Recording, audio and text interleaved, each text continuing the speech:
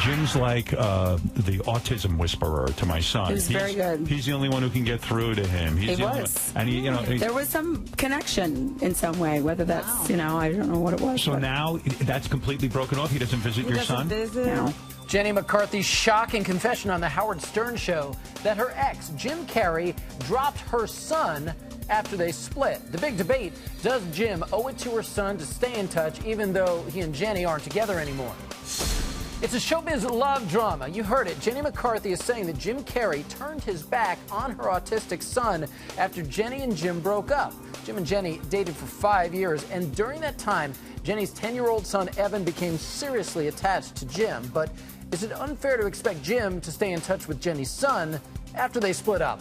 Ralphie Versa of the Ralphie Radio Show and Jen Hobby, co-host of The Burt Show, are with me now. So, guys, Jenny McCarthy made her big confession on Howard Stern's radio show, and I want you to listen to the entire exchange. Roll that, Charles. This isn't about you and Jim anymore. No, I know that. He almost became like a father, and especially with an autistic kid, they develop an attachment. I've tried to ask numerous times because my son still asks. So I'm hoping that they. Your son will say to you before he goes to bed at night, "Hey, I miss Jim. Where is he?"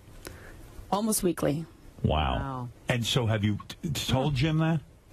I've gone through the channels to say that. So yes, you I'm can't hoping. talk directly to Jim anymore? I haven't. I think sometimes people just need to take a real break from each other. Okay, now obviously we don't know all the details of exactly what's going down here, but I think that it is truly sad, and it's obviously unfortunate when a little boy doesn't get to see someone who is very important in his life like this. Ralphie, do you see it that way? I do see it that way, AJ. At the same time, has Jenny explained to her son that the reason why her and Jim aren't together, at least one of the major reasons allegedly, is the depression that Jim has dealt with? And, I mean, do you want somebody that's dealing with depression around any of your children, let alone an autistic child? Well, I do know that Jenny talked about that depression being a factor on the Howard Stern show. Don't know what she's communicated with her son specifically, obviously. Jen, what's your take? Is it relationship over, clean break all around in your mind? The whole situation is really heartbreaking because you can imagine it's so difficult to explain to Evan why this father figure in his life isn't there anymore.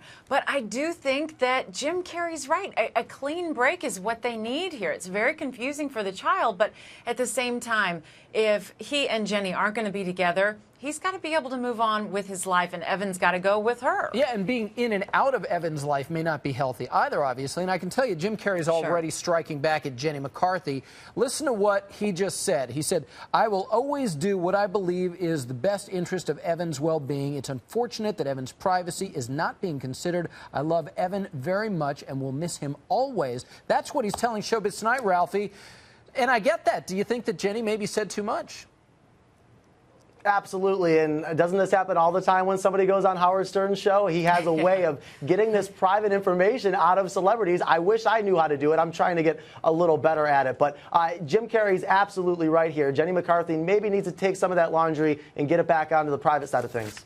Well, obviously, it was a very compelling interview. It was interesting to hear what she had to say. But sometimes, for the sake of a young kid's privacy, yeah, you just got to keep it shut.